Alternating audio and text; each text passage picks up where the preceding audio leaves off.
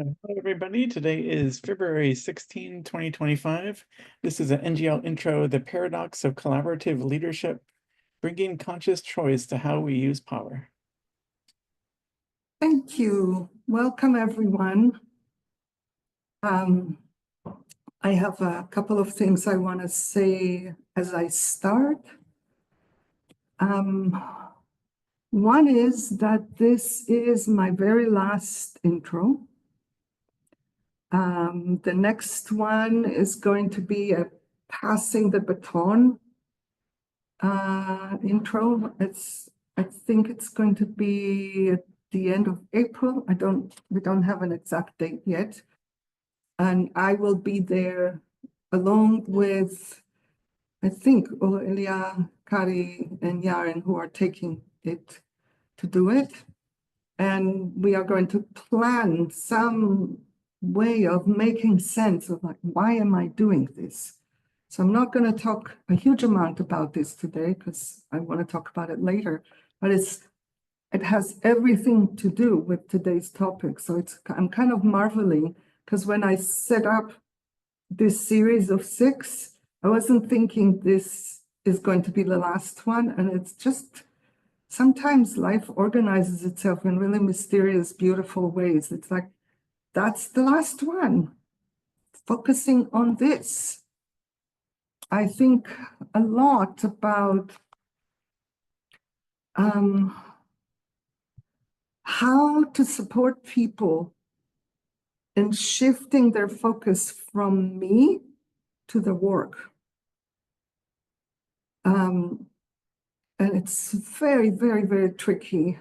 And I don't know quite how to do it, but in some pockets, it's beginning to happen, to where people are orienting to what we are doing, including me, rather than orienting to what can I receive from Miki, because I really like how she does this or that or the other. So that shift, if we don't make that shift, not just related to me, to Gandhi, to your school teacher, to anyone that we admire, if we don't de-individualize the admiration and transfer the admiration from the person to the qualities and the content and the purpose and the vision that that person carries, and take it on as, now it's mine. What am I going to do so that this continues? Especially those of us who get it, that what is happening in the world is really not working. And it's not up to me to fix it. I think you all know that. But sometimes people act as if I do it, then it will happen. And if I don't do it, then it won't.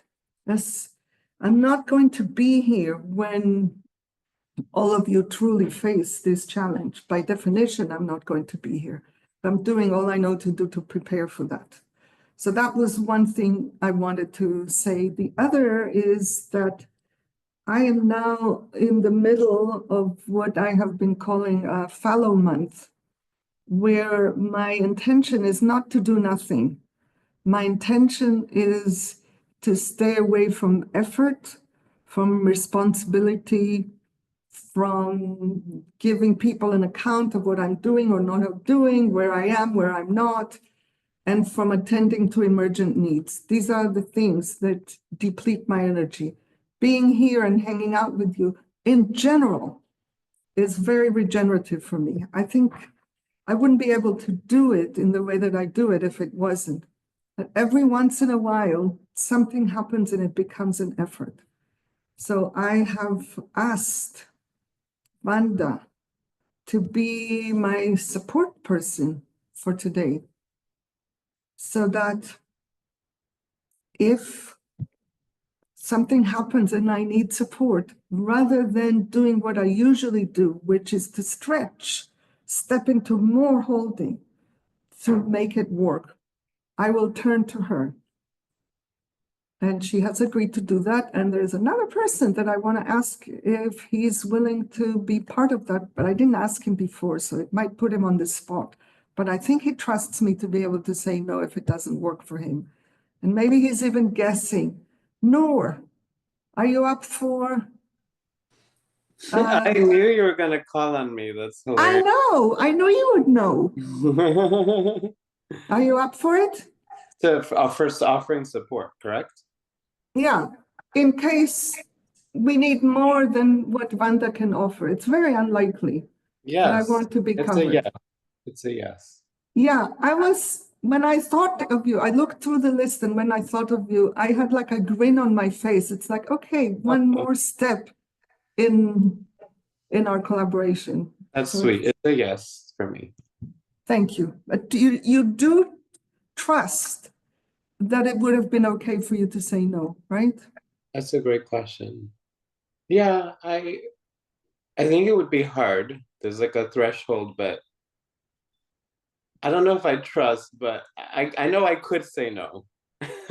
There's a part of me that's afraid of disappointing you, but you asking me that question helps remind me that I can say no. So I'm just going to say this, not get into it. Until you can take on disappointing me, we cannot collaborate as equals. This is true not only of you. This is true of any person who wants to collaborate with me. If you cannot say no to me without fear of disappointing me, we're not equal. Wow, that's powerful. Yeah. Okay, I changed my mind. No, I'm kidding. That's very sweet. All right. Thanks, okay. So with that, I'm now opening our time together. And I want to say this is one of my favorite topics. It's one of the places where what we now call the NGL framework completely breaks down either ors. Completely. Because most of the people who agree with us about the difficulties that are inherent to how the world is structured and the top down this or that and the social divisions and all of that, most of these people want to dismantle leadership and just pretend that everyone is equal. And when we pretend that everyone is equal, we actually can easily do harm because we're not equal. And what do I mean by not equal? I don't mean by that what other people might mean by it. Because I do accept what Evelyn Lindner, who I admire a lot, a concept that she coined is equality in dignity. That I want for everyone, equality in dignity. It's so deep and beautiful, that phrase for me. I don't want equal treatment because, for example, in our pod, we have me and Emma and Aurelia. All of us are more or less the same height. I'm a bit bigger than Emma and Aurelia, who are definitely thinner than me. There's like some similarity of size. And we have Eddie, who towers over us by a lot. A lot. If we divided the food equally, Eddie would starve. It's really maybe looks like a stupid example, but it really drives home the point. We are not equal in what we need. That's the one side of it.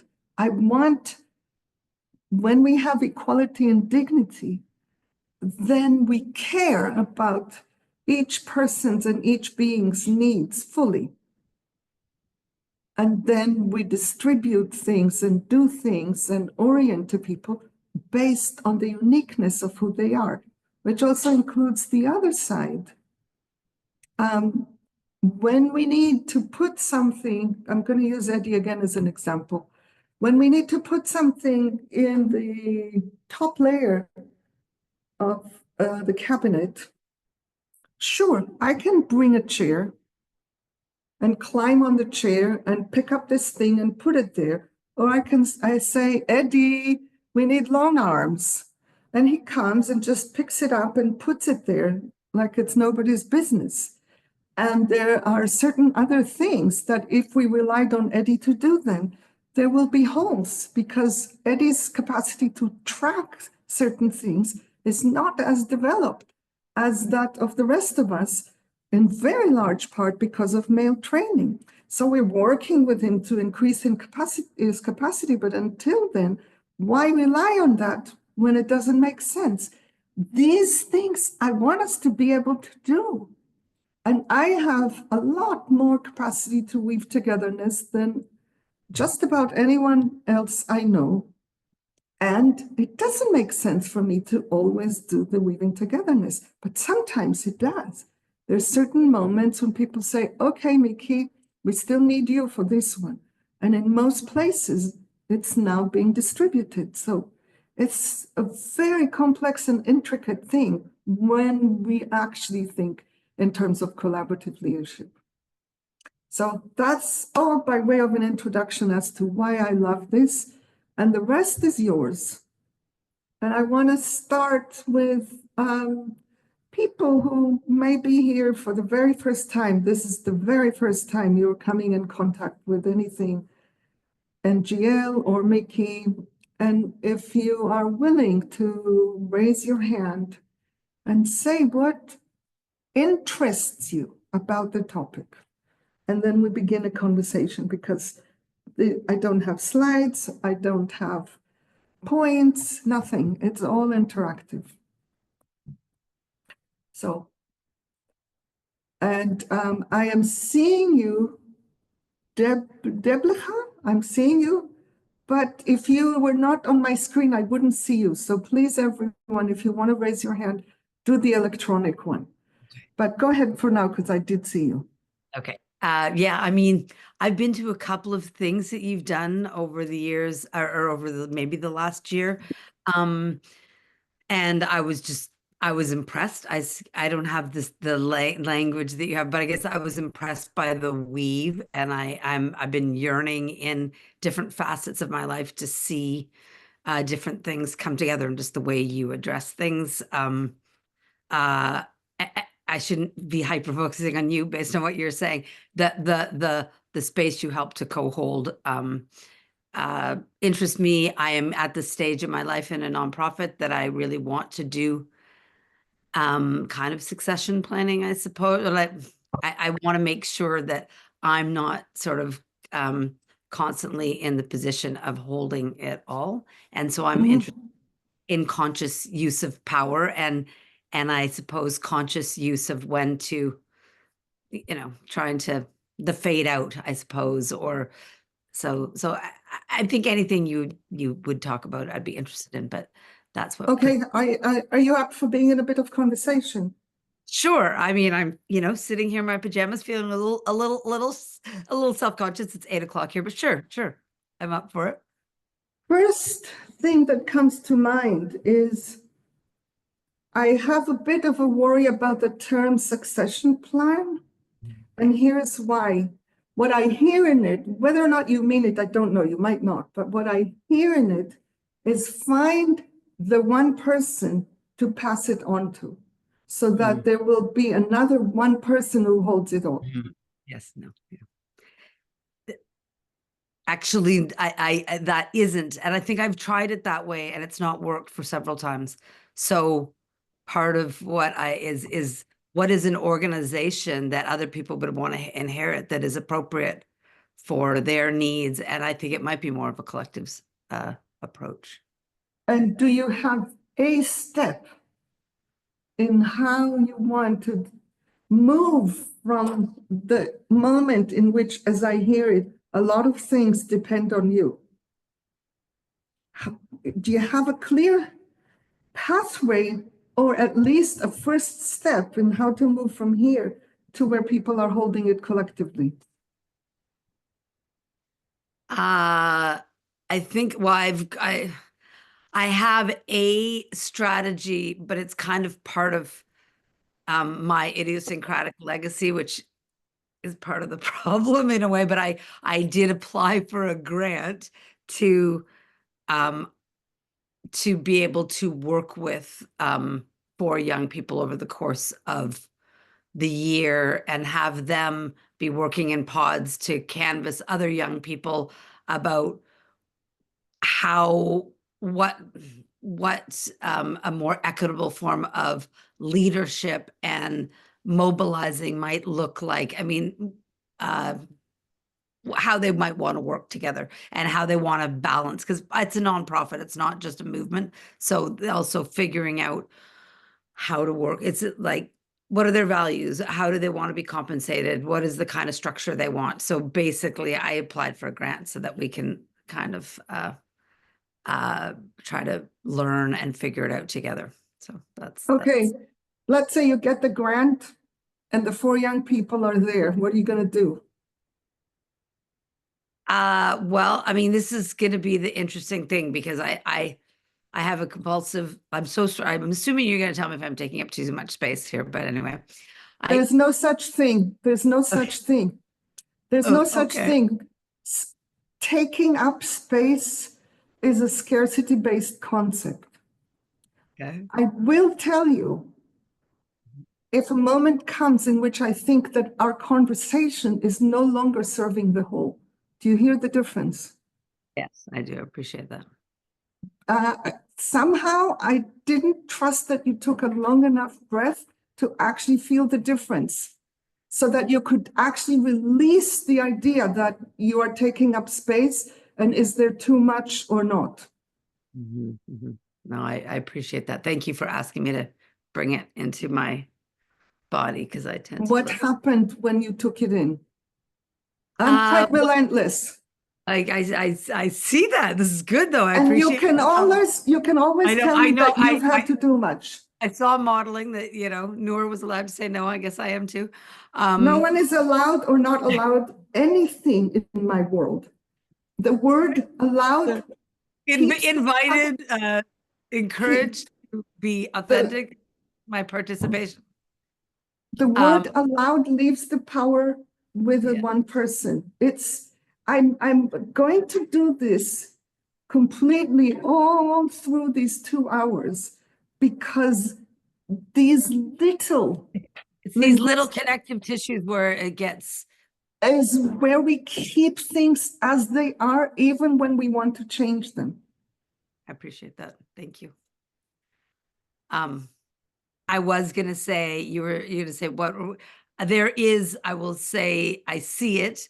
I have when we're in a group meeting and no one, I might put a question out and no one picks up. There is maybe a compulsive need to fill space or make sure we're achieving forward momentum. And I know that it's, I keep being back in this place where I'm taking on too much, because that's what I do. And yet I know there's another way, and yet I have not quite sure how to embody it yet. So. Okay, let's pause you for a moment. And I just want to do a kind of like a quick poll to see where we are.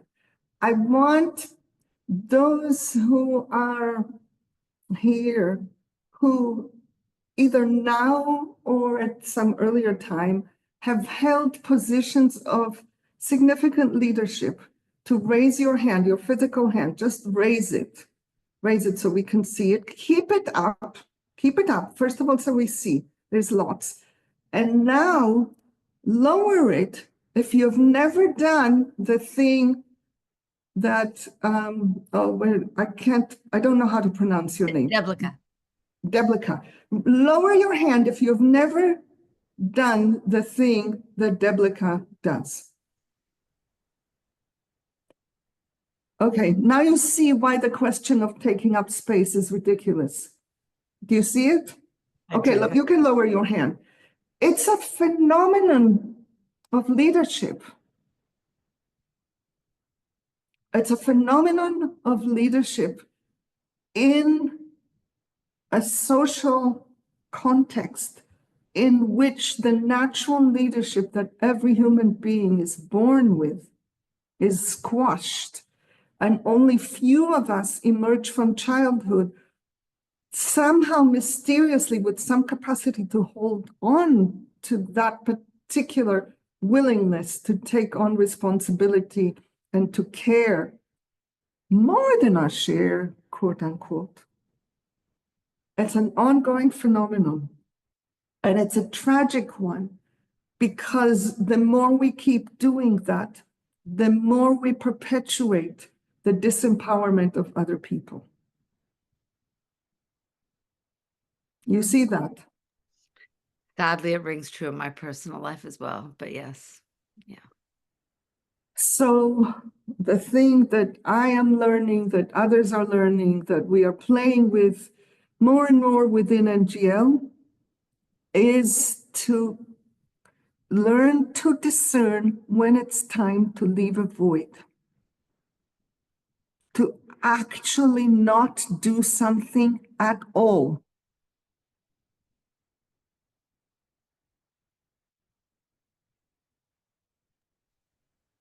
Have you got any advice about, like, that idea seems so exciting to me, and it also fills me with panic Yeah. because I just don't, I can't imagine it. So do you have any tips on how to hold strong through sort of habit patterning? Yes, you need to allow yourself to leave every once in a while voids that feel too much for you, to just see what happens. And when you leave the void, you do two things. One is you mourn. You let yourself feel the loss of what would happen if this thing isn't done.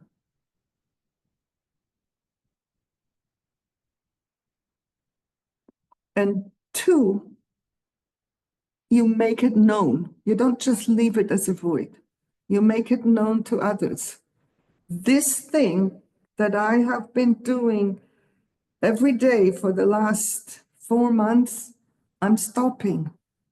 And if no one else picks it up, it won't happen. And if it won't happen, this is what the impact will be. And I am doing what I know to do to come to acceptance of the possibility that this impact will happen, because I am letting go of this and maybe no one else will pick it up. Done.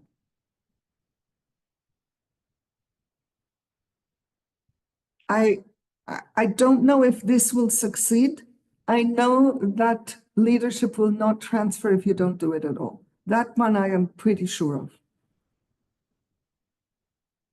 Thank you. I appreciate this timely. Do you know what you want to leave as a void?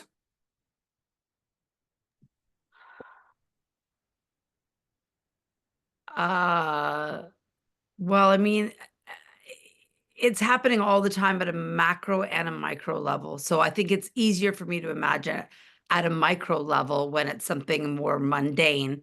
I think I'll practice with the mundane, or maybe not but practice with the daily bread of what we're doing, and just tasks for the week. I'll start with that, with a kind of a meeting around that. I'm also trying. I am also going to try something that came from something else, probably in our next sort of gathering. Will be to actually normalize impact. Something that Janice shared with me, but maybe I'll also draw attention to just the dynamics in the room and the fact that there is constant deference to me, Mhm. and to kind of pair those together with Yeah. naming the impacts in the room around, because sometimes I do maybe probably make people feel small if I don't feel that they're contributing, Yeah.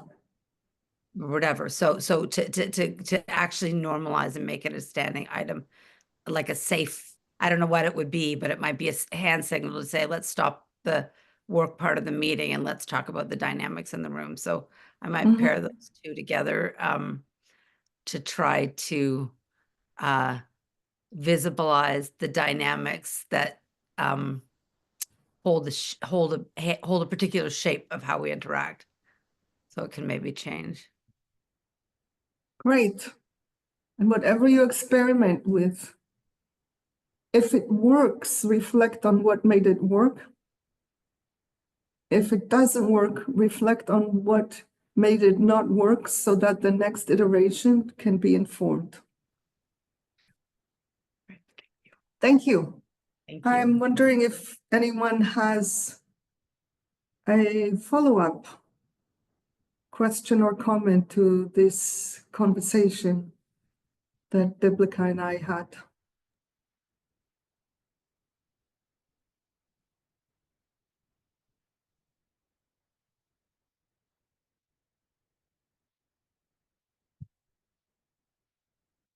Yeah, Christine.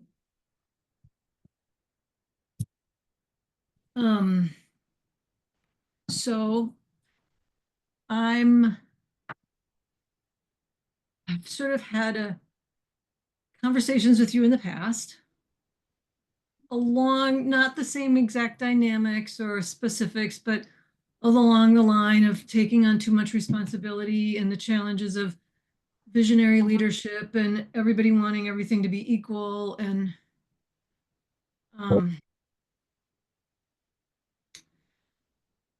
I have really taken to heart the conversations that we've had, and I have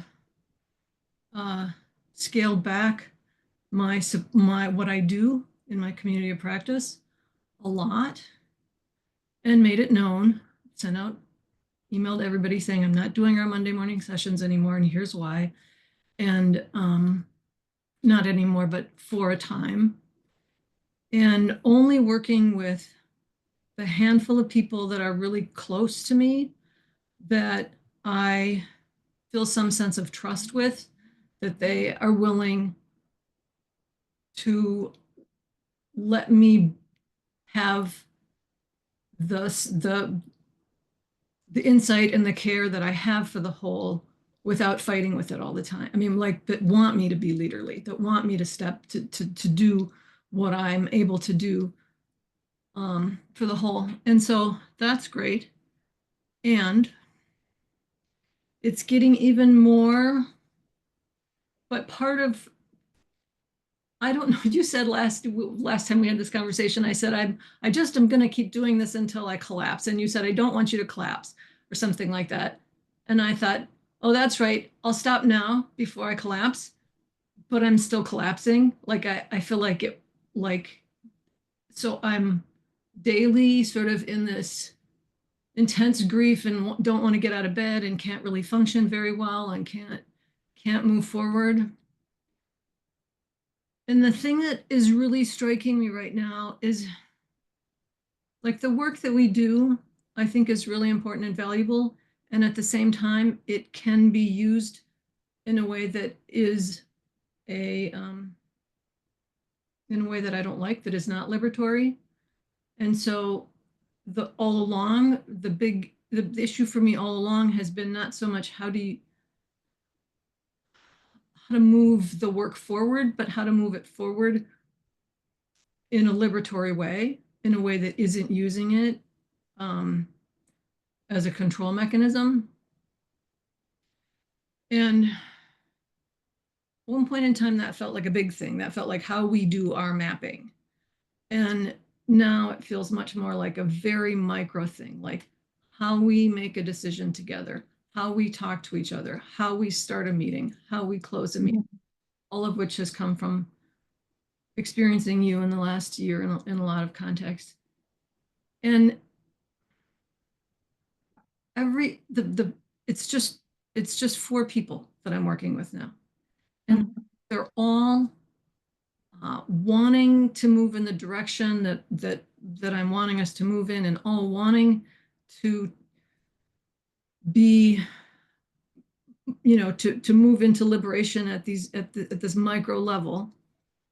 And still, it's so hard to like when we say, okay, this group is going to make this decision, and then later I say, how did you make that decision? And they say, well, it's what we knew how to do.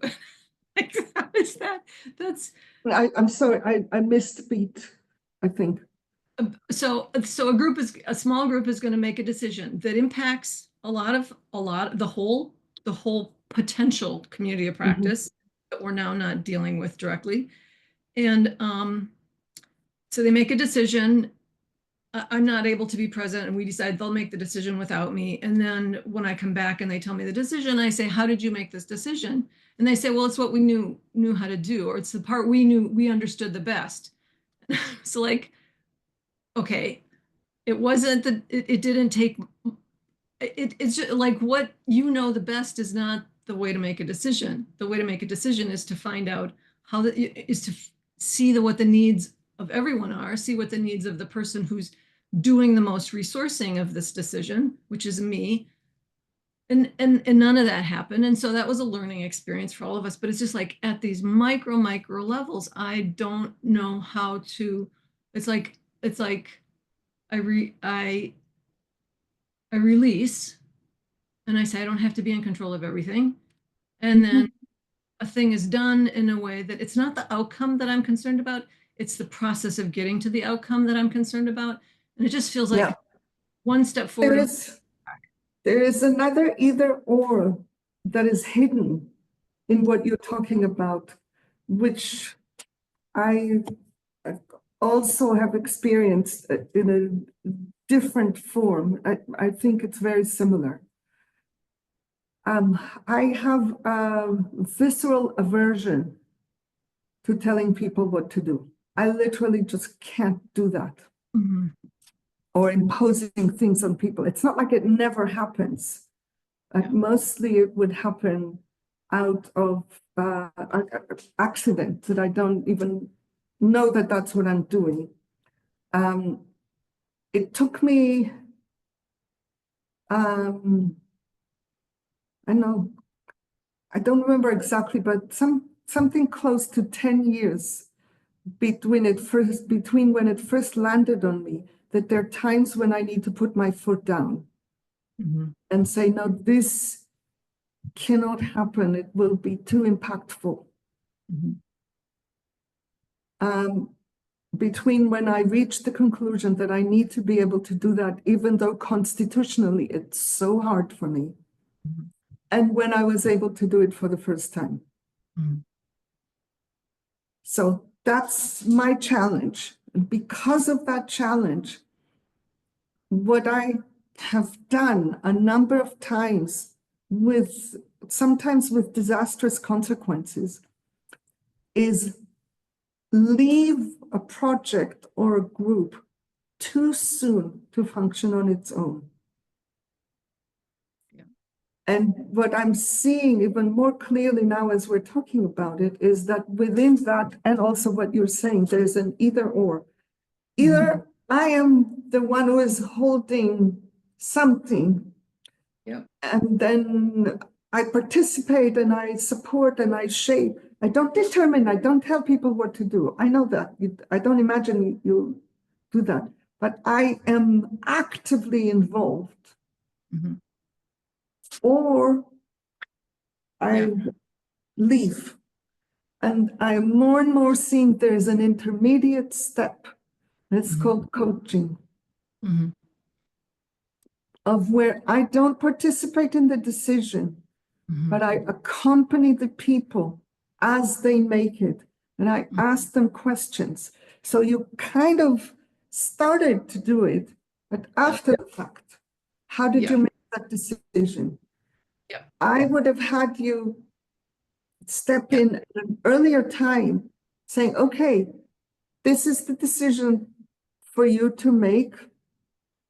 And I'm going to ask you questions that I believe, if you answer them, will support you in gaining the implicit capacities that I have in how I make decisions.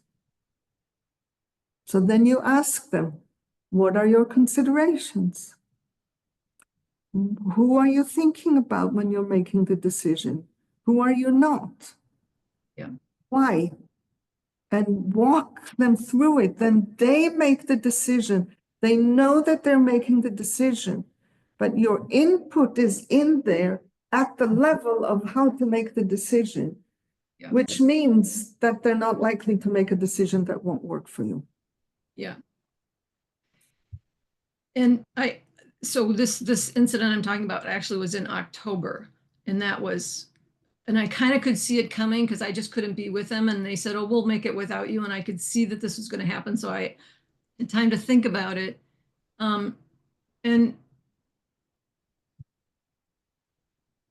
And so we're working on a decision-making system so that Yeah. is just clear to everybody what that process needs to be. Yes. And we're working on a set of agreements around impact sharing that we all learn, like practice rigorously and work on. And it's that piece about, like, when you say that, you know, if we don't have action agreements that are anchored in like really like action. Who does what when? Right. If we don't do that, we just naturally bring our patriarchal norms. And that's Yes. it's really hard for me because it's like, these are all like, you know, mature, well-educated adults who, so of course have lots of patriarchal norms and of course are trying very hard. They wouldn't be in this context to change that. And still, there's a lot of shoulds. There's a lot of just a lot of stuff that I find really difficult. And it's like, I feel like, I don't know. I'm just in a real Okay. ebb about the whole thing. Yeah.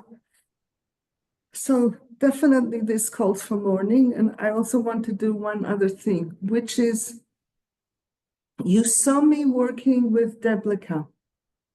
Yep.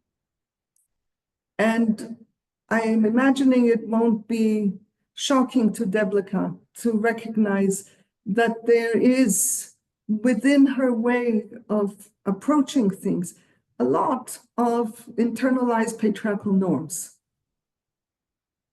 I invited her to look at one or two of them through focusing on language.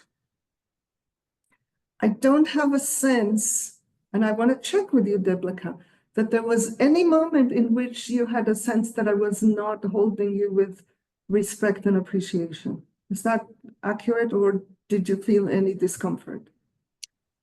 No, I mean, a tad embarrassed that legacy lives on inside of me, but also grateful for the opportunity to see it. So That's what I was thinking.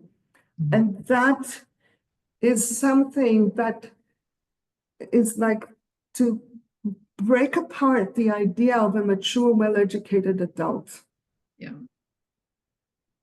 I actually believe that under the right circumstances, we can support children in making a decision more easily than supporting adults in making a decision.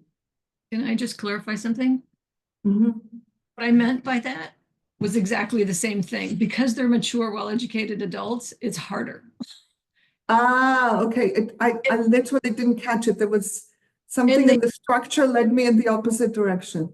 Well, and like, I almost heard it like they're mature, well-educated adults. They should be able to make a decision. No, I got it. Okay. Yeah. So not only is it harder, their egos are more sensitive if someone tries to coach them. And I'm not saying these particular people, but this is a general dynamic where I have to be very careful. And the last piece that makes it hard for me is that everything that you say about the dynamics of patriarchy, I was raised to see since childhood, because my mother was very anti-patriarchy and anti-capitalist, but she had like no solutions, like nothing to do but just rage against it. And so I see these micro things. I see tiny itty bitty control dynamics. In my whole life, I've been really sensitive to them, and they just really piss me off. I get really angry at like what most people would think are the tiniest and most inconsequential things. And until I started working with doing this stuff with you, I didn't know what to do with it. Like I didn't know how to deal with a lot of dynamics, and they just are like this huge thing in me. And so now I'm starting to deal with, like, I see them and I'm working on dealing with them compassionately and lovingly, but it takes so much energy because I'm also so aware of how much rage I have and how I come out at the person whom I love and respect. Yeah. But it's the dynamic that I can't stand. And so it just takes so much energy that I just feel like I can hardly breathe sometimes. Yes. So you are using a systemic lens in the opposite way that I want to use it. I want to use the systemic lens as a source of tenderness. I do see that. Okay, but in order to get there, it appears that you need to do some rigorous work with the rage. Yep. Yep. Yes. And the way that I know to do it is, and it's not quite within the topic today, so I don't want to go down that road very far, but I want to give you the practice and trust that you will be able to do something with it. Find the thoughts that are within the rage. Yep. And within the thoughts, find your needs. Yeah. Not in the one-word version that a needs list has, but what I call needs poetry. Yeah. Yesterday on the deaccumulation lab, I worked with one guy who had a lot of rage about the system.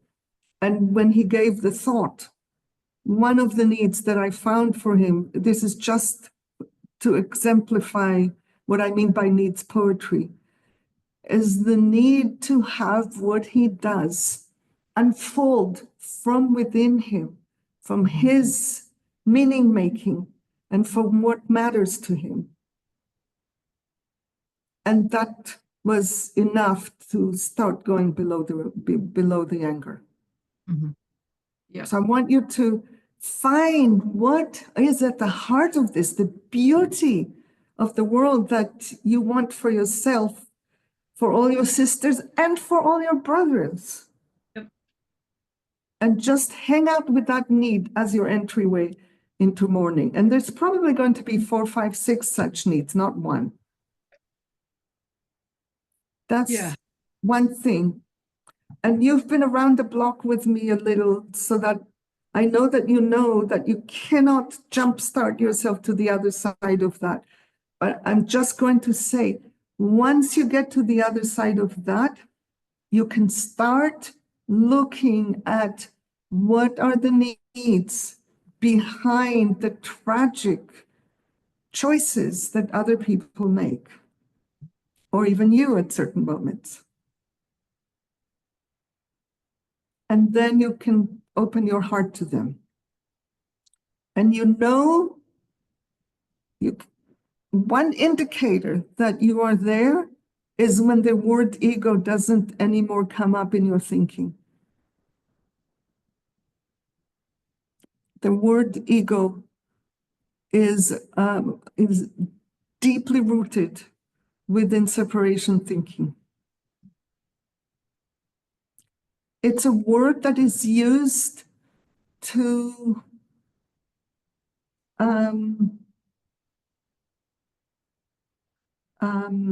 I'm looking for the right word, so give me a second. Put down the most vulnerable human needs. Mhm.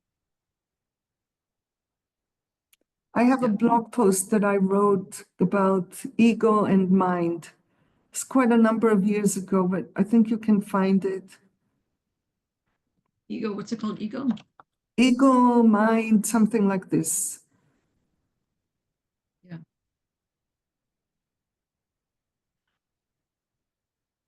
And then you can just open your heart to people and invite looking at those dynamics from a place of visionary passion for all of you to function in so much more togetherness and choice.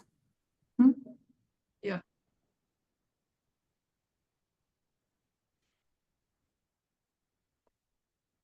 And until you do this, where is your support coming from? My partner. Not good enough, sorry. I am wondering if you're open to receiving support from additional people. It depends. I mean, if sure. Because I would like to see if there are people here who have a sense of two things or three things. One is you have an understanding of Christine's struggle. You know it. You've had similar things.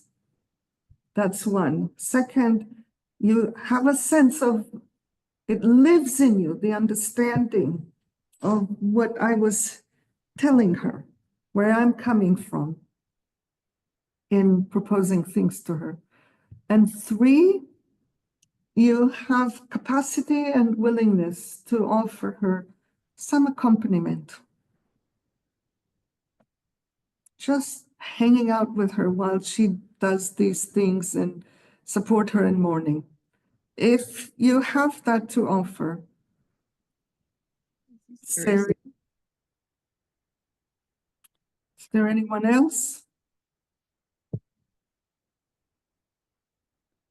Sari does impact digestion in RTTC, so she has experience supporting people. So you connect with each other, and if there's anyone else, okay.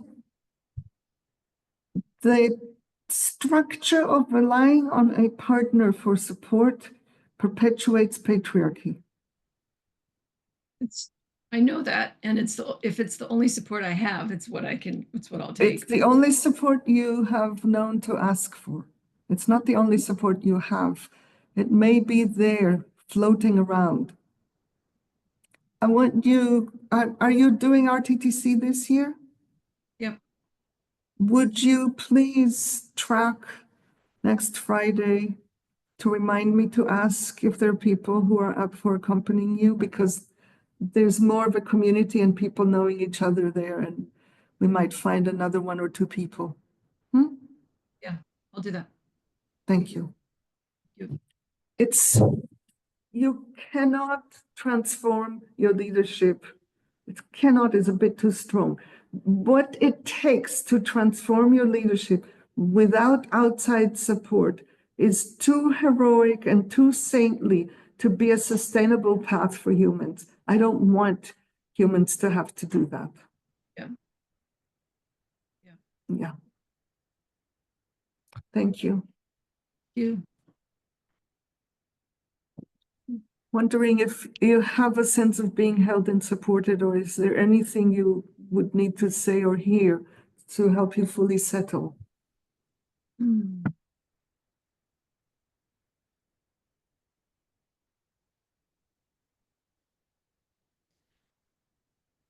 I feel like I need to say, and this is just that my rage is not at people. It's not at men. Like Mhm. I have a very clear, intense concern for the state of men. I have an Mhm. adult son. I mean, I have a lot of men in my life that I see how their conditioning has harmed them. So it's not the individual. It really is the systems and the mental paradigm that we carry, that we all carry. Yes, yes, it affects women too, Yeah. Oh, in yeah. different ways. Everyone in different ways.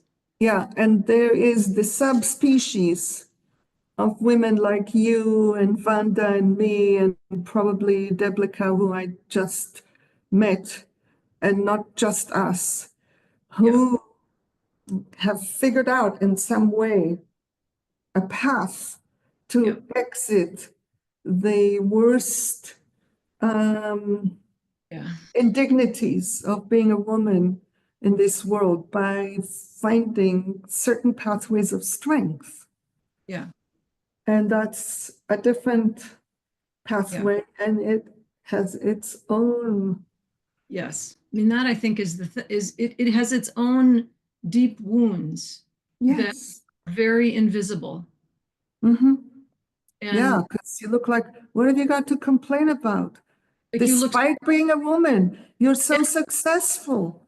What's exactly, wrong with you? Shut up. exactly. And that's the thing that is the hard, I think that is the thing that breaking through that and Mhm.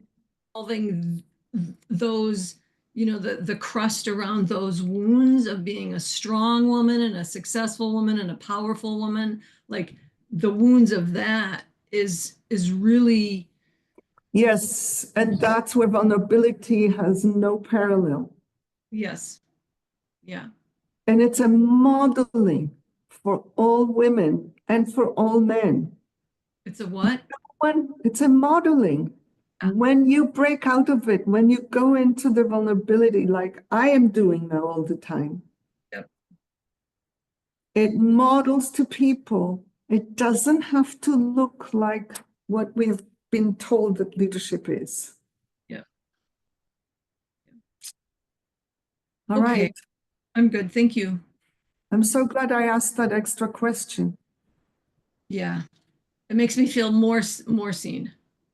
Yeah. Cool. Any Miki, follow? Hmm? I was waiting for a good moment to ask you if you can do something about your camera that we can see you a bit more fully, because sometimes when you are, yes, Thank yes, you. thank you. Thank you. Any comments or follow-up questions? Yes, Noor. I just want to say two things. One, I was just feeling like moved by the end of Christine's sharing, and this sense, like I was actually like tearing up, this sense of how it's like kind of an empathic, it was an empathic thing of like sensing how lonely it must be a powerful woman. Yeah. And I like, I don't know if that's how you feel, Christine, but I just was tearing up. And Yeah. so I Oh, wanna, yeah.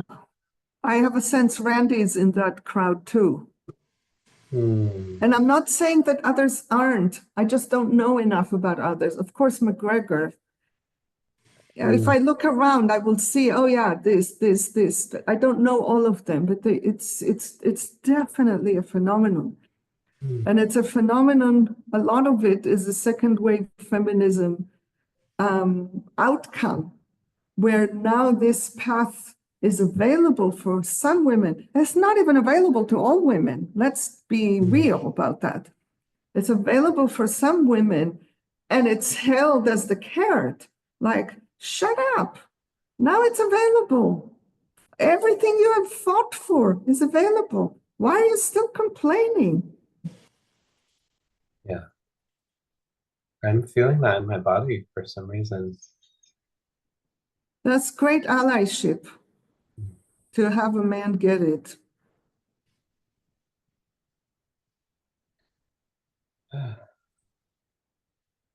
And there's also something in me like, what to do about that, you know? Mm. I know that there's this sister project, I don't remember, Women in White project. I want to look into that again because that's been on my mind peripherally. Okay, and the second thing, but actually want to take a breath so I don't skip over the grief too quickly.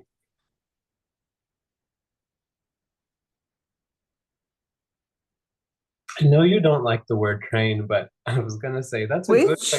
the word train, but I was gonna Oh, say that's a good way that you've trained me, which is to slow down with breaths. Do you think there's a better word to use instead of that? Okay, you get my point. Um, I was wondering if you could say more about when you said to Christine that relying on a partner for support is a way of perpetuating the patriarchal structures. I kind of get it, but can you say more? Does it have to do with yeah, the whole twosome system and the couple? Okay, it's that sort of thing. Okay, yeah. It has to do with the couple as the unit that upholds everything. Mm. Yeah. Versus like the tribe, the collective, the village. Yeah. Okay. Thank you, Miki. Mm-hmm. Thank you. Anything else on this one?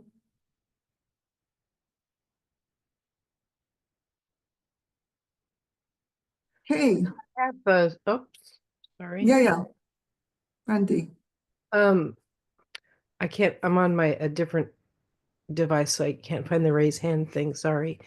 You said something, oh, first, I think I just want to share, I deeply appreciate, Nor, you recognizing that I grew up in a family of men and none of them are really tuned into, well, let's just say they're very deeply rooted in the patriarchal structure, and to have you come forth and share that is very meaningful for me. Um, Miki, you said something that uh, I had a somatic response to, so I just want to maybe get some clarity around it. Um, let's see.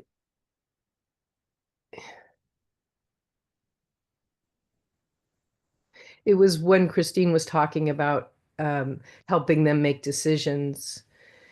And you said why, and walk them through it, then make the decision. They know they're making the decision, but your input is in there. Mhm. And then you said, which means that they're not likely to make a decision that won't work for you. Mhm. And that was at the point of which I had a somatic response. And I think when I tune into it, it's about control for me. So when I'm trying to have a leaderful experience, um, and a decision is made that I don't agree with, um, I don't know, I can't, being with that has to be okay too. Right. So that's where I'm stuck. And I don't think you mean, Okay, yeah. okay. So there's there are different layers. So I want to touch on more than you asked to begin with. I can just so want the decision to be what I want that I just make the decision and I impose it on other people with or without knowing that that's what I'm doing. And I totally get it that that's not what you want to do. You might sometimes be pulled to do it, but it's not what you want to do. Then there is another layer at which you interact with other people through what I call mutual influencing. which is one of my most favorite images of how humans function. You tell me what matters to you. It influences me because I'm also human. I can't keep wanting the same thing if it's going to be harmful to you. Only through separation would I still want the thing that is going to be harmful to you. Like today, we were driving somewhere. We took a trip for 2 nights to this place that some of you have heard of.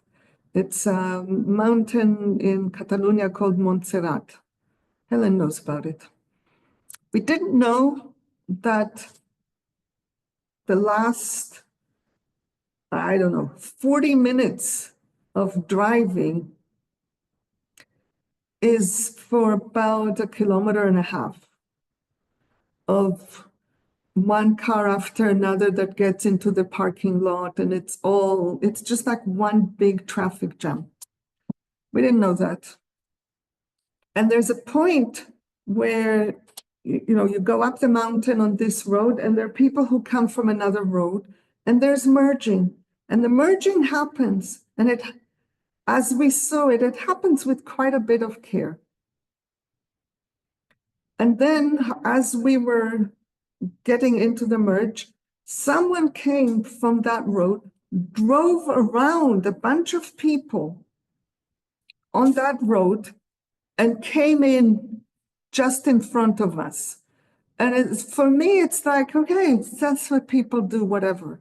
But the people on our side were not so impacted because we know that somebody from that road would come. But the people on this side were so impacted. They raged. Someone came out of the car and kicked the car of the guy that came in, and they all honked and honked and honked intensely. There was no way for that guy to not know that people are really upset with him. And he just kept going. Now, is he a mean, evil guy? Hell no. He's just so deeply trained into the win-lose paradigm that he might even get a kick out of, like, haha, I figured out how to do it. But that's not what I think is going on most of the time with most people. When there's even a small baseline of trust, when we hear of others' needs and or the impacts on them, what we want changes. What feels possible changes. That's mutual influencing. That is a way of making decisions. It's the most energy consumptive way of making decisions, is for people to participate in the actual going back and forth with the decision. The most likely outcome of such a process is everybody is fine with the decision because everybody gets it, that that's the best that can be done given the configuration of needs, impacts, and resources. That's the best that we can do, so everybody accepts it. It doesn't feel like a compromise or like giving up. That's what convergent facilitation is based on. Then there's another layer which requires more trust. That layer is, who is going to be making the decision. You go to them and you say, here's my input. This is what matters to me.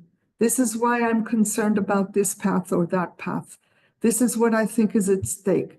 This is what you might not notice, and I'm bringing to you from my experience. I give you this input I trust that you will integrate it. And even if you make a decision that I don't like, I know that my needs were held. You see, that's very different from mutual influencing, but you still gave your input. Are you with me so far, Andy? Then the layer that Christine is at, that I was suggesting to Christine, is I don't give you my input. I only give you input about how to make the decision. And I trust you that if you follow a solid decision-making process, you will come to a point of saying, hey, this is something that we don't have enough experience about. We need to ask Christine or Randy or Deblica or Vanda or Miki or whoever. We need to ask that person what she has done in such circumstances so that we know, because just doing what we know, we haven't dealt with that before. We need more input. Or they don't need the input, but through walking the process, they go, shit, now I know why Randy makes this decision and not the way I would have it. I see that that cares for this and this and this things, that through the process that she has led me through, I now know to think about. All right, then I will follow her lead and how she has made such decisions before, because now I get it. Now that I am stepping into holding the decision, I'm no longer going to look at it only from my point of view. That's why I trust it, that if I walk them through it and challenge them, are you sure you looked at all the needs that are relevant? Are you sure that you included all the resources and experience and knowledge that are in the field? Are you sure that you've cared for all the impacts? If not, what's missing? They will figure it out. And that is the deepest layer of passing on leadership. And this is what is happening now in my fallow month. It's like, I don't even know what people are doing. I took myself off all the Google groups, which is the way that communication happens within NGL. And everybody knows that there is a threshold at which they can break through the bubble. And for the most part, they're finding that they're able to make the decisions. They have integrated enough to be able to know how to handle the situation. I don't even know what they're doing. They're sending emails, they're working out this or that. Some of these things I'll find out at the end of the month, and some of them I won't, because they will have been done and new challenges will be there. But it seems to me like this is going to turn out to be an irreversible process. We're not going to go back to how it was before. Now there are new wings.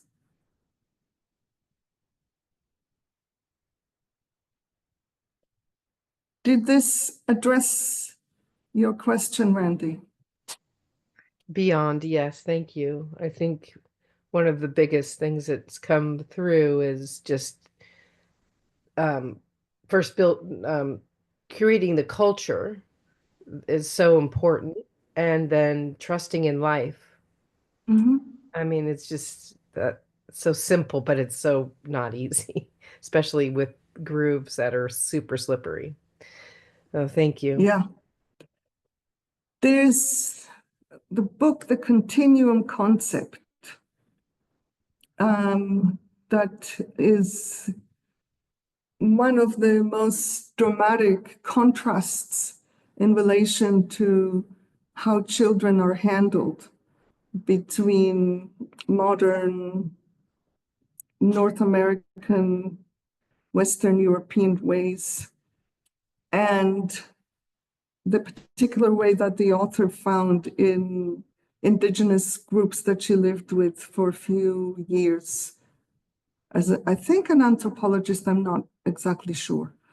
And one thing that I remember is that she was shocked to discover that very little beings, very young beings, We're allowed, and here I am using this.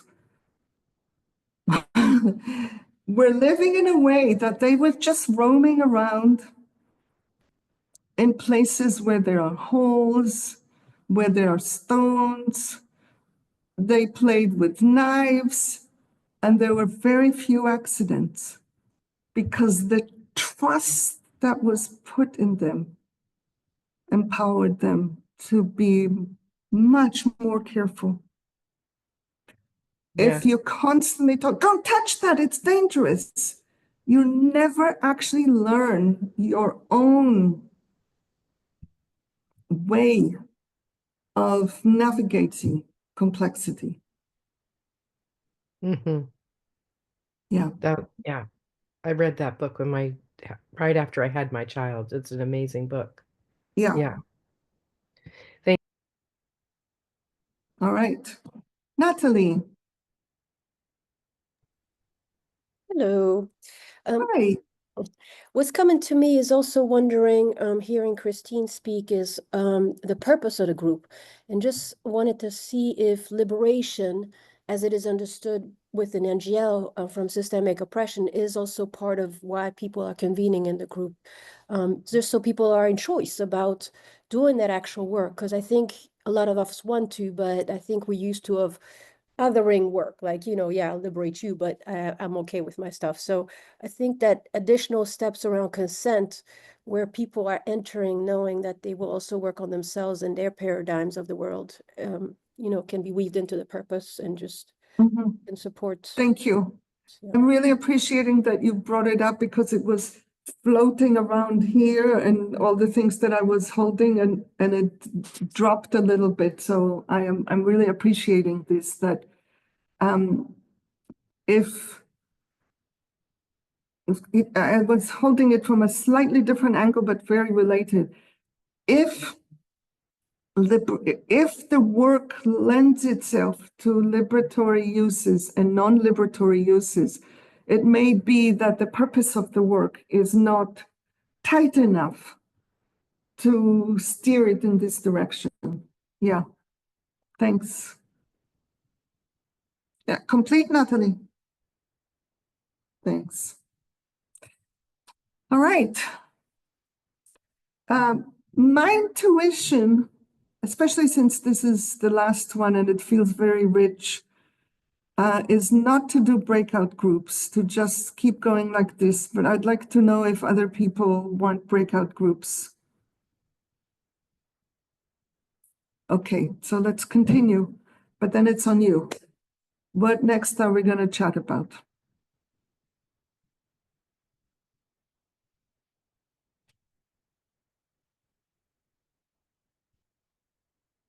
I would love to. Okay, Tara, go for it. Thanks. Yeah, I had a question that came up when I was reading the event description. One of the bullet points talked about I'm just feeling nervous speaking in front of the group.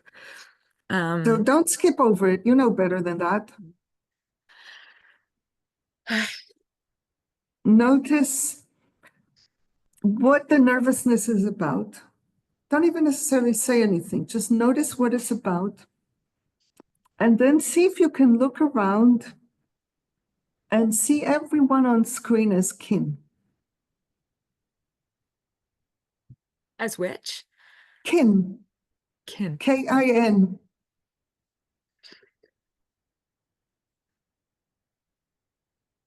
Whenever possible, I use that word rather than family. I cannot use family as a positive term ever since I learned the etymology of it.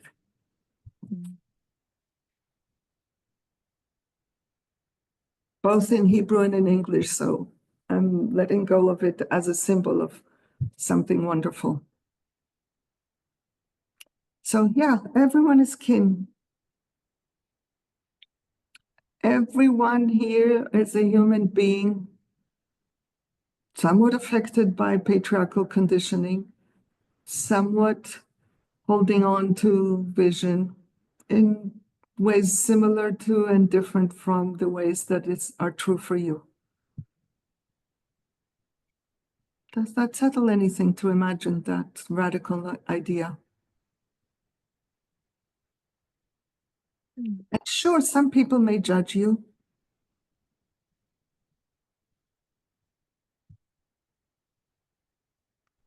It does happen.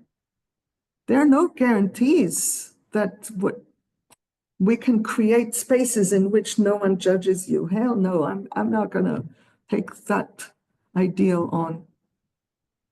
I would rather grow all of our capacity to continue to have access to our strength, even when we're judged, even when we're afraid of being judged. Right? Even if they judge, they're still kin.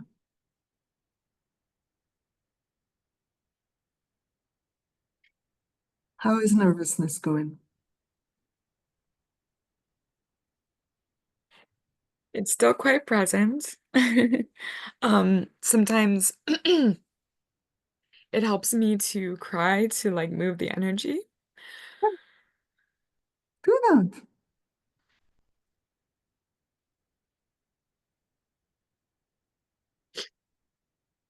Just 1 second.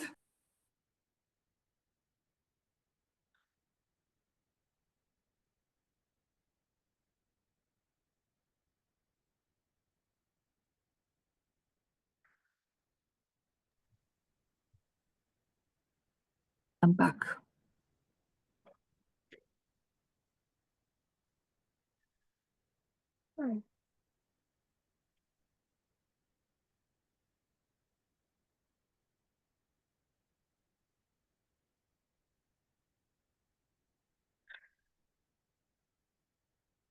It's feeling like it's moved a bit more. Fabulous. All right. Yeah, so the piece that was kind of brought something up in me was about when others are leading, how do we find connected, empowered, and aligned ways to offer dissent that is within togetherness? Mm-hmm. And this has been something that's been really challenging for me. I think it's rooted in just essentially kind of lack of trust. So it kind of shows up for me sometimes is like there's a group and there's leadership and there's a decision that's being made that something's coming up in me. And I guess my initial sense is maybe like, oh, and maybe that something is rooted in something that's I have such like it's such a foundational piece. Like maybe it's around like a process that I see rooted in violence. And I like say like the way people want to make a decision. Like it's like around like very foundational, like maybe like agreements in the group about how we do things. And I lost the connection with violence. Can you make it for me? Like even if you make up a concrete example, it would help rather than the general ideas. yeah, okay. So the group wants to make a decision via consensus, or the leader is suggesting the group makes a decision by consensus. And I disagree with that approach to decision making. My disagreement, so the want to make a decision via consensus actually challenges my trust in the group. And then I separate. I don't trust that I can be part of the group, that my needs would be held by the group or by that leader. And so my dissent then comes from a place of separation. Yeah. Versus being part of. And what is it about consensus that leads you to this place? I need some dot connecting. I guess it's not it's like I'm in favor of consensus. That's not where I'm coming from. that it could be so many different things, and I want to know what the flavor is for you. I guess, and just for clarity, my question actually isn't about, say, consensus. My question is about how to stay connected, to stay part of a group when there's kind of like, Yes, okay, do you But still it- want to but- talk about consensus? yes, because I Yeah. want to work through this example. Okay, That's the example you gave, so I want to work through it. If you want to give a different example, we work through the different example. I don't like to work through things in the abstract. yeah, I want to have enough tactile sense of what we're talking about, so that I okay, can maybe, connect the specifics to the principles back and forth. okay, thank you. I want to pick something that's a bit more visceral for me. Okay. So it's easier. So say there's a leader that's suggesting that we restrict information flow to one person in the group in order, and maybe I picked a bit too visceral.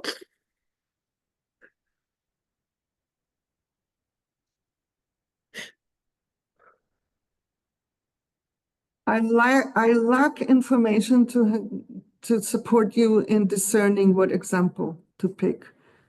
Yeah. I'd like to stick with it. So, the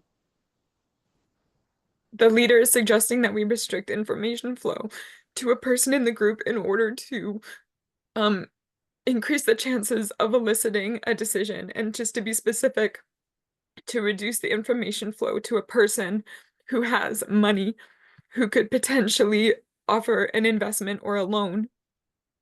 And so the idea is to restrict particular information from reaching that person to increase the chance that they will give or loan money to the group.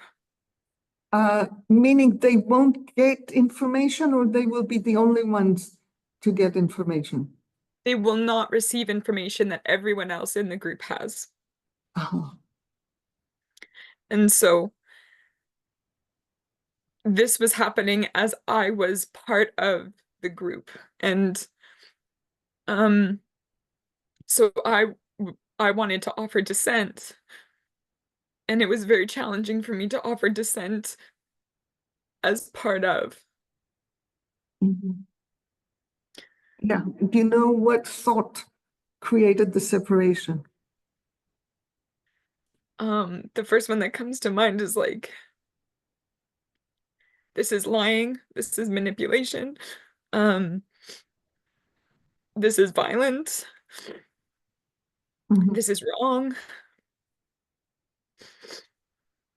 Yeah, I can see. It looks quite obvious that such thoughts would create separation. They are the stuff of separation. So my general hypothesis is that we make things wrong. We're more likely to make things wrong the bigger is the gap between what somebody does and our ability to make sense of it. So, Miki, would you be willing to repeat that last bit? yes. Thank you. And I was also going to give an example.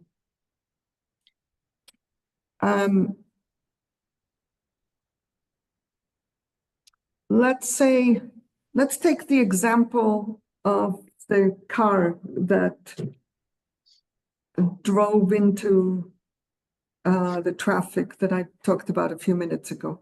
Were you here when I was talking about it, Ale? Yeah, so let's take that example.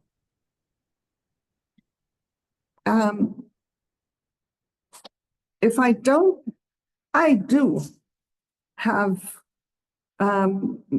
the capacity to bring in systemic understanding that something happened to that person, to make them not be able to take in that input and engage with it. Something happened to him. But if I don't have that capacity, it's much easier, it's much more likely that I will go to a judgment, that I will think what he did is wrong. One shouldn't do that.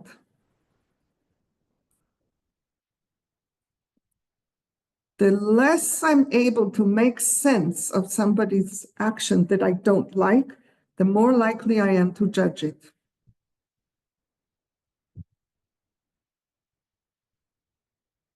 Thank you very much. And so, based on this hypothesis, I am now reaching the draft conclusion that I want to check with you. That you just cannot make sense of why the person would propose moving in that way. And you're speaking with me now? Yes, I'm back to you. Yeah. I actually, I intellectually, I very much understand. What is it that you understand intellectually? Like the reason why they want to proceed in this way.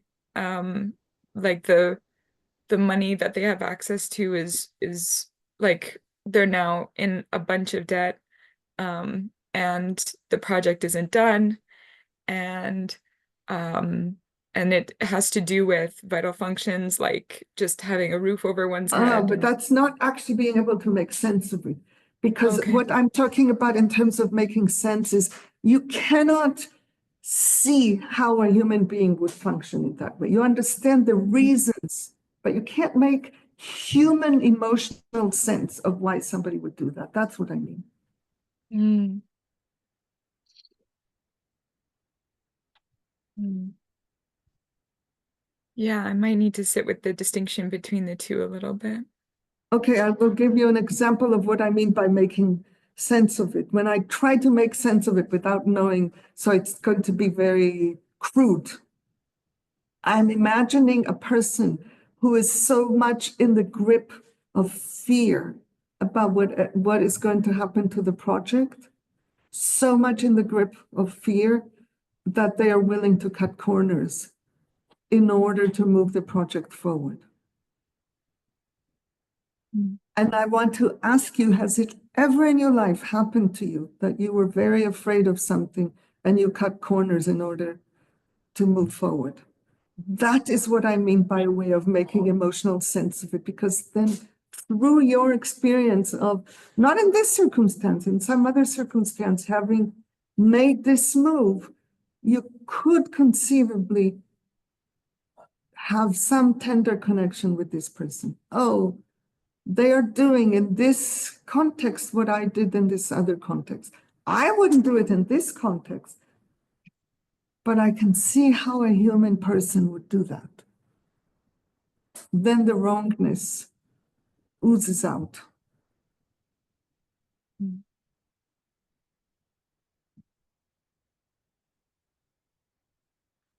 Now,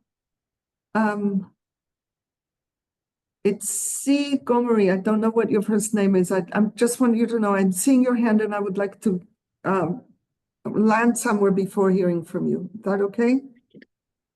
Yeah. So let's say that you're not managing to do that. And you still want to bring in your descent from a place of togetherness. Then you will need to find a higher level of togetherness from within which to bring it. And that could look, for example, like I'm very nervous to bring what I'm about to bring because I'm not finding within me a generous narrative for what is happening. And so I'm struggling with a lot of separation that is coming in me. And I still want to find a way to bring this from within togetherness. And all I can do is remember that we have some shared vision and a purpose that holds us all together. And it's to that I'm orienting, even as I'm struggling. as I bring in this dissent. Do you feel the power of that kind of a move? Yeah, I mean it rests on having shared vision and purpose. And yeah, it would be, yeah, that seems like something to definitely could root into. You do have it. You might have not articulated it. You wouldn't be there if you don't have some sense of shared vision and shared purpose. Mm. So if it's not articulated, then you orient to, I'm getting energy to do this from some crazy trust that I have that even though we never articulated it, there is some shared vision that is holding us together here. Mm. Hmm? Mm.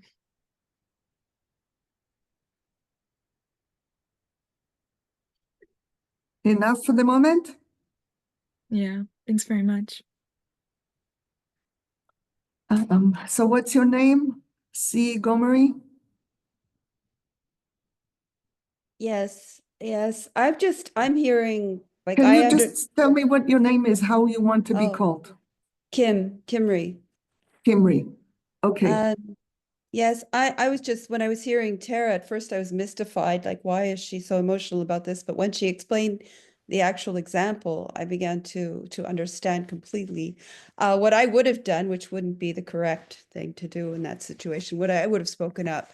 And I think that you would have found that other people in the group were thinking the same thing, that were too afraid to say anything. So you would be the voice maybe for many people in the group. But that's addressing everything, I think, more on a judgmental and intellectual way, which is my tendency.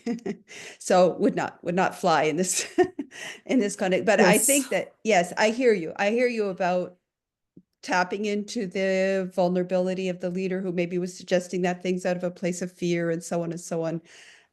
Yeah, I guess I could work on trying to understand that, but you've got to acknowledge that even if somebody is coming at something from a personal vulnerability that's that you can feel sympathy for or empathy for, that they're proposing something that you feel is wrong. I have a strong sense of justice and injustice. I don't Yeah. like, okay, I As see you're long shaking as your you head, so I'll have stop. right, as long as you have right and wrong ideas about what should or shouldn't happen, you will not be able to function in togetherness. I have strong ideas. And I'm curious, is it accurate that you bump up against things with people?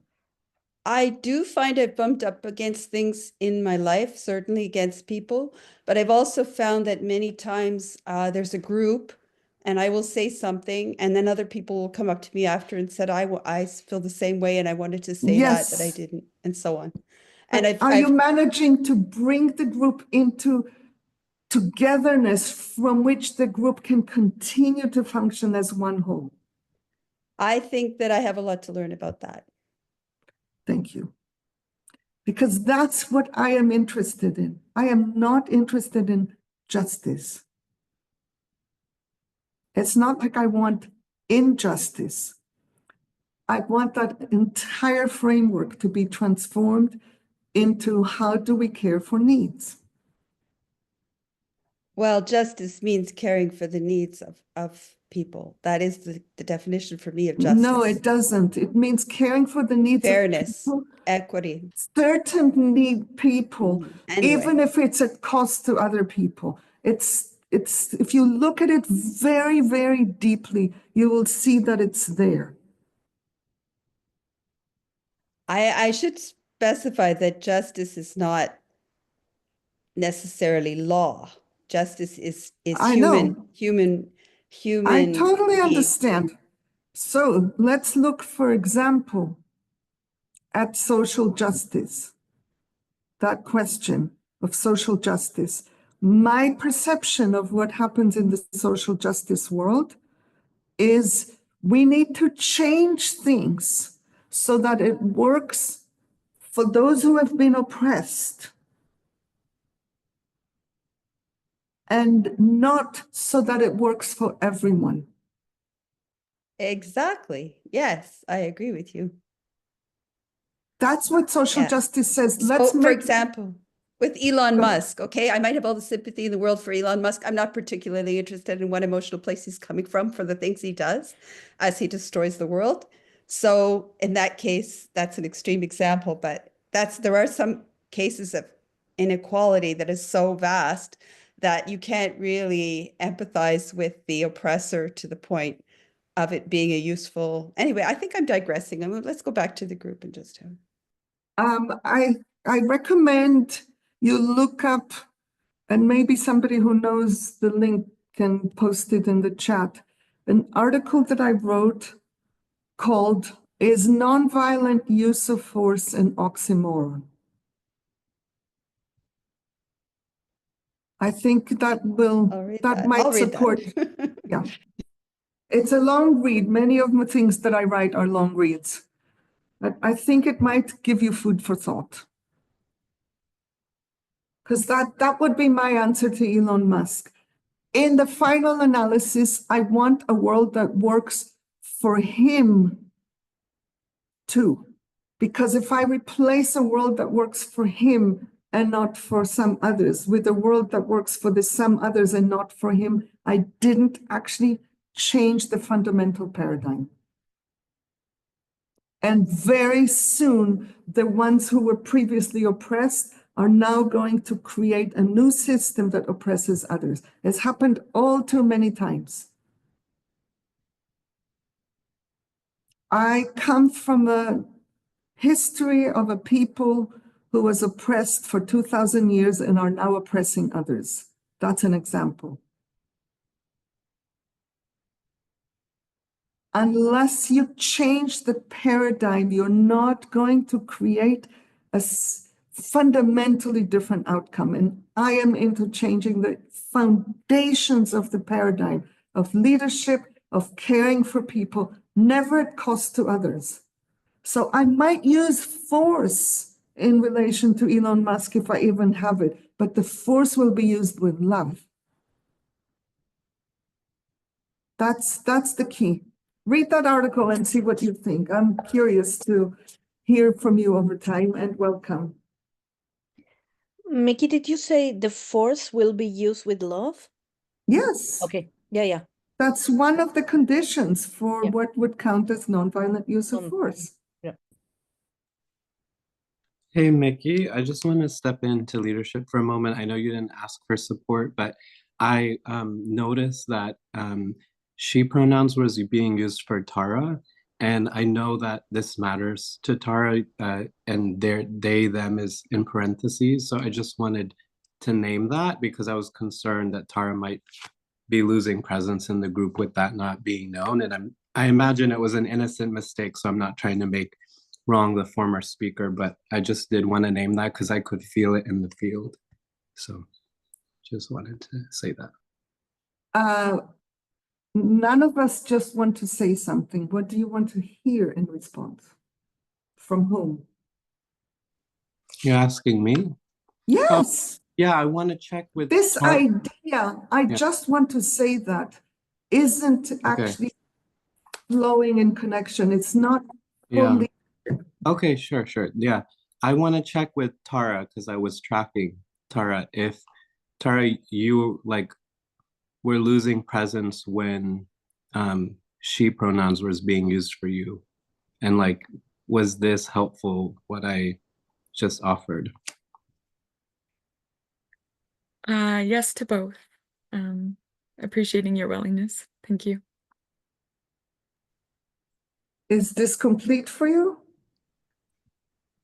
I also, no, not fully. Because we're talking about right, wrong, I also was concerned about the impact on the person that just spoke, whose name I don't fully know how to pronounce, Sigomri, because I'm also still learning how to say things in my leadership in ways that don't create separation, that feel risky.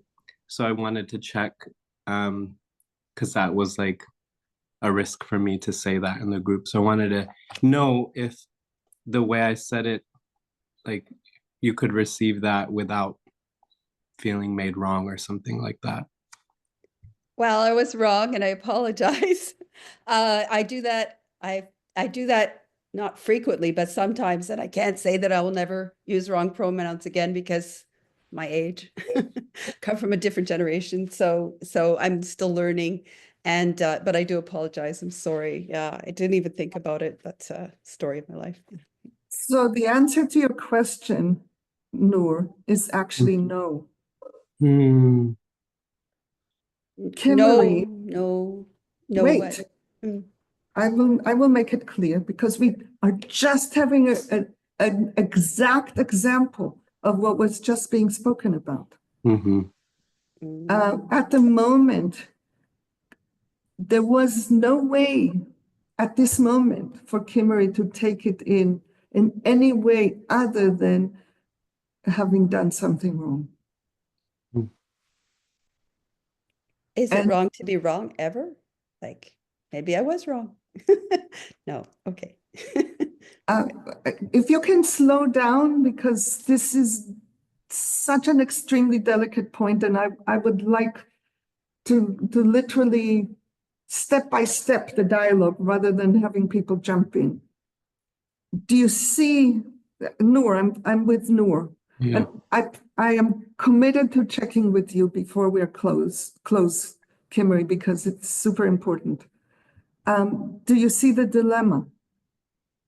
I Noor? do, yeah. I didn't want Kimmery to feel shame. That was true for me. Mhm. Yeah.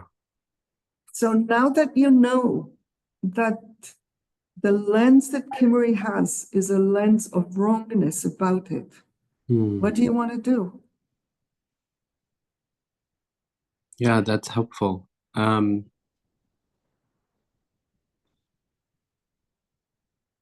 maybe just, I'm not fully clear, but I think maybe clarify that my my my intention is not to come from a right wrong place when I said that. Like I like, Never mind Noor, intention and impact. yeah, that's Doesn't fair. matter what your intention is.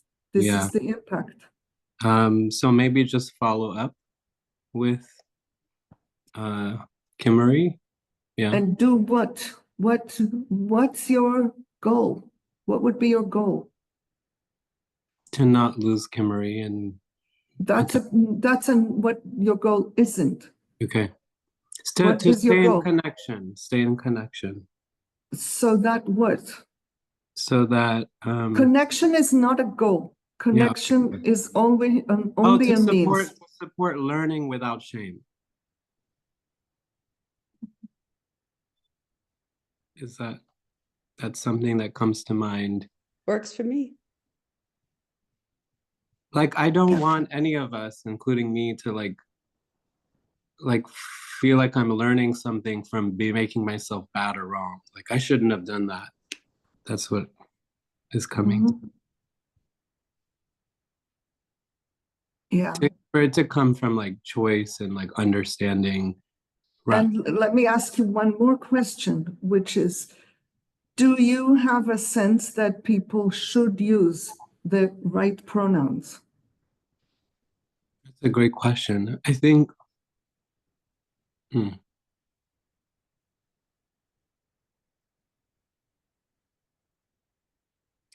I think what's truer for me is that I want people to feel honored in how they self-identify and what they choose. And Mhm. I maybe making up that Tara, I wonder if I'm making up if Tara has a should. I don't know. But because we've had an interaction once, so I feel protective of Tara in this regard. Protective of Tara. Mhm. If there is anxiety within it, Yeah. reads as should and separation. Okay. This is one of the deepest lessons I learned from Marshall.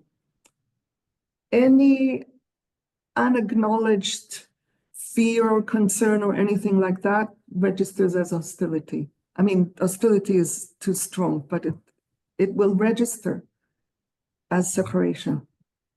Okay, that's really helpful.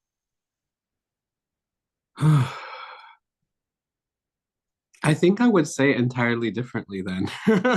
Let's hear how you would say. Um, yeah, I think I also feel nervous about taking up time and interrupting the flow, so I said it quickly with Oh, darling, Noor, this is, you know, if this one yeah, can be solved yeah. the way it is happening now, I am not on board. The way that it is happening now is steeped in should. Oh, Across the board, not speaking about you specifically, yeah. steeped in should. There's no option for a person to say, no, I don't want to do that. That option does not exist now. I don't know that I'm following you. Can you clarify? Yeah, Tara wants to have the they, them pronouns used. Yeah. There's no option for a person to say that doesn't work for me. Uh-huh. Okay. It just doesn't exist Yeah. in the way that that whole world is structured. That option doesn't exist. Yeah. And for as long as it's built in that way, there is intimidation and coercion that are built into this process. Regardless of whether or not it makes sense to use such pronouns and whatever debates there are about the content. That's not what I'm talking Really about. I'm not going to interesting. get into. Yeah, I'm just saying the way that it functions is there's no option because people want the use of pronouns in this way. There's no option for anyone to say this doesn't work for me. And that troubles me deeply. Yeah.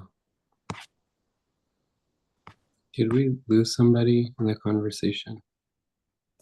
Possibly. Is Kimberly We still here? always lose someone in these conversations. Always. Always lose some people in these conversations. And it's never spoken about because people are too afraid to speak about what is actually going on. I'm super confident of that. I'm feeling sad right now, Miki, because I am looking at my screen. I think it was Kimberly that left, but I could be wrong. No, I'm still here. Oh, no. I'm still Okay. here. Oh, sorry. Okay. My bad. I can't believe I just said sorry and my bad in the same sentence. Because we're talking about coming out of apologies. And no, we didn't talk about coming out of apologies, coming out of bad, right, wrong. So I just want to be in choice about how far we go with this right now, because this is complex and delicate territory. Huge. And my intuition is that what you and I have just spoken about may be enough. Okay, I just want to for say the moment. thank you for bringing what you just did help bring a systemic perspective for me and invite some tenderness. So I appreciated that. And I know that if I were going to try again, I would definitely need a lot more breaths. Like, because I felt all of a sudden on the spot, I think I could do it, but I would need to slow down my nervous system because this is such a big topic. Yeah. But I'm appreciating the direction you went with it. I do. Thank you. I do want to hear from Tara, because I think this was a very significant thing. I saw something on your face and it wouldn't feel accurate to me to close without connecting with you. And do you need a breath, Miki, before for all of us? Would you enjoy that? Would that be supportive?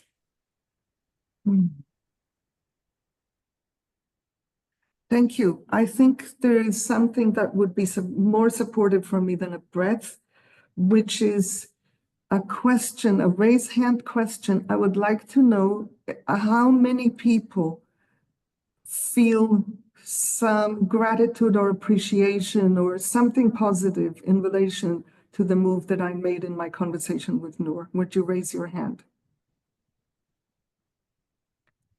I am ecstatic to see that, ecstatic, because this has taken me years for this to just arise organically and clearly. Yeah. Because it is a big deal to actually say what I said. Yeah. Thank you. Thanks, Vanda, because I wouldn't have noticed to do that without you inviting the breath. Yeah.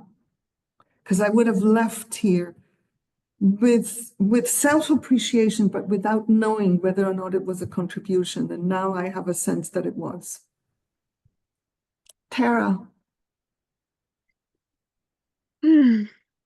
Yeah, I guess the one thing, and I hear that this isn't the purpose of this space, and so I don't want to get too far into it. The only thing I'll share that I think is important to say is that in addition to the experience of the option to pronoun people as someone desires, not existing, like the experience of the choice for me to pronoun somebody as I choose to, not existing. A lot of people also experience the choice of not being able to be referred to as they choose. Yeah. It's a So- deep dilemma. It's a deep dilemma.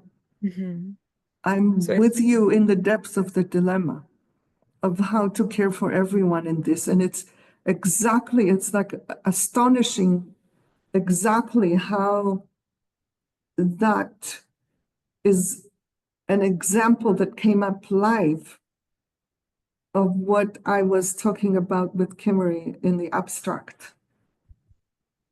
Yeah.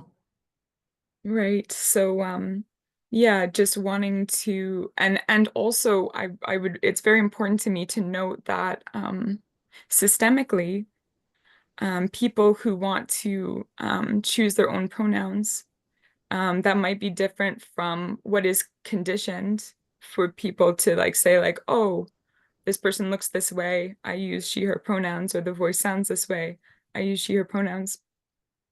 People who are choosing something different are in a space of very real threat. And I just really want that held.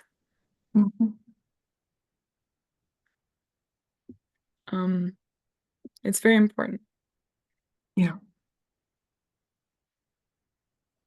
I would really love to have this conversation when it is the time to have that conversation. Being able to have those conversations is what I most want, rather than there's no conversation, this is what should happen. Yeah.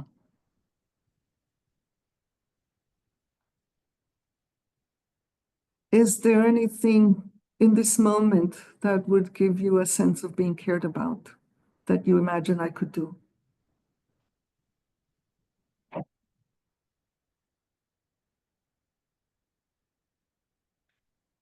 I would enjoy to have that conversation. That is not something we could do right now. That's true. I guess hearing from you whether you'd be interested in prioritizing having that conversation. That doesn't that wouldn't work though either, I guess.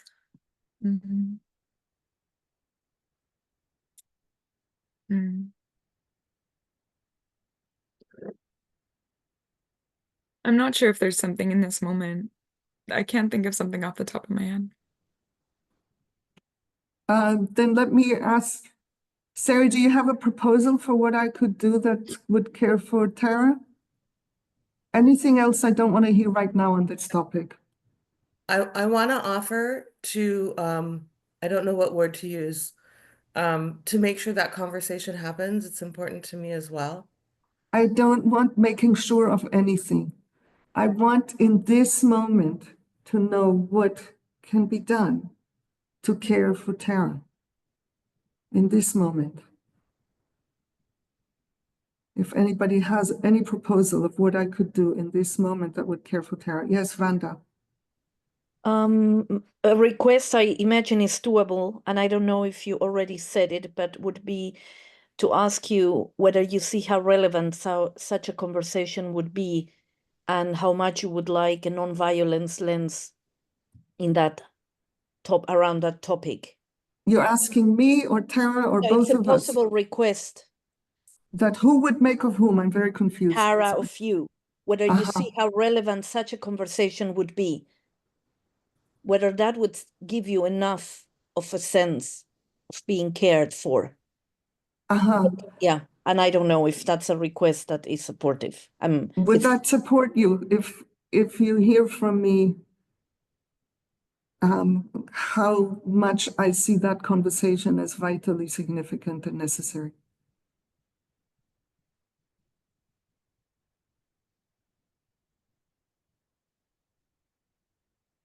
Yeah. So it's super vital and significant for me. And I want to have it. There are things I'm doing to prepare some ground before such conversations can happen. And you have been on my mind as someone to have that conversation with already, because we already had some months ago. And it has stayed with me as I see an opening and I see a possibility for us to have a conversation. And I would like to. I just don't, the word prioritize is complicated for me because there is groundwork that I am in the process of doing. And there are so many things that I'm tending to that I don't know that I can move it forward as fast as you would like. But I want to be trusted that I'm holding it and that it's important to me. And I'm wondering if that gives you enough. That's meaningful for me to hear, and I appreciate it. Great. All right. Let's move to closing. And because we were in such an intense space and topic, I want to actually take a few seconds for each person to review all that happened today.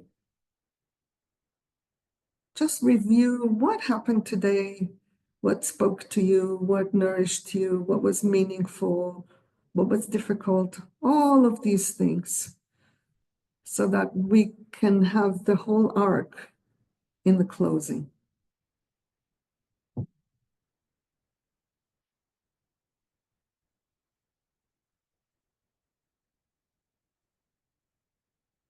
All right.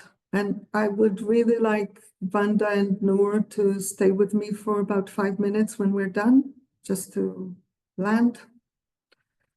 And now I would like to hear from a few people. It will be a couple of minutes extra.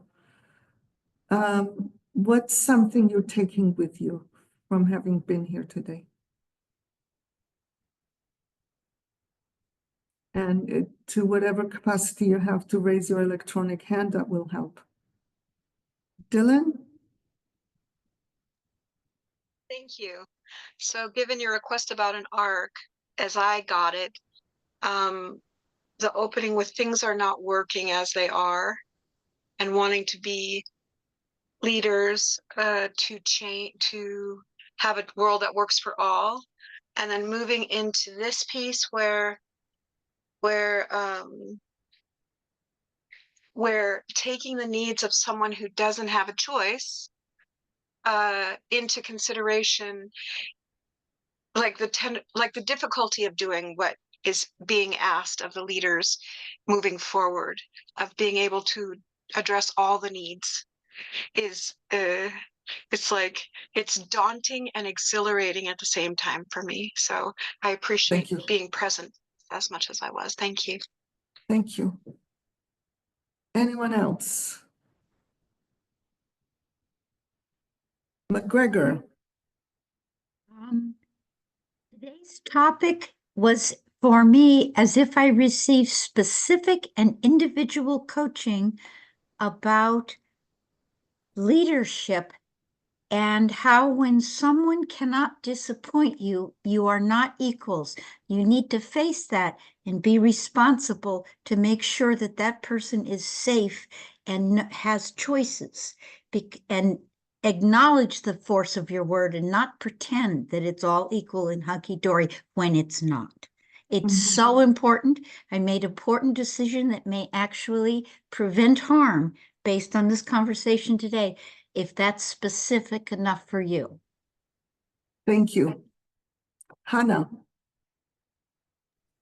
I was going to say something very similar to what McGregor said, but I'll also say I really like this discussion around how it's possible to use the systemic lens in the opposite way to how you'd actually want it to be used, and that how we'd like it to be used is to look for tenderness rather than rage.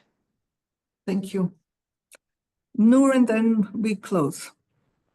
When you mentioned that ego is used to put down the most vulnerable human needs, that really impacted me. And when you mentioned to me like a fear of disappointing another blocks full collaboration and being like equal. Thank you. Yeah. All right. Let's go into where will we go? I want to where is Ian? Ian, can you make a breakout room for Vanda, Noor, and me? Yep, I'll do that. Thank you. Thank you, everyone. See you somewhere, I hope. Thank you. I hope Bye. so too. Thank you, Miki. So much. Thank you. Thank you.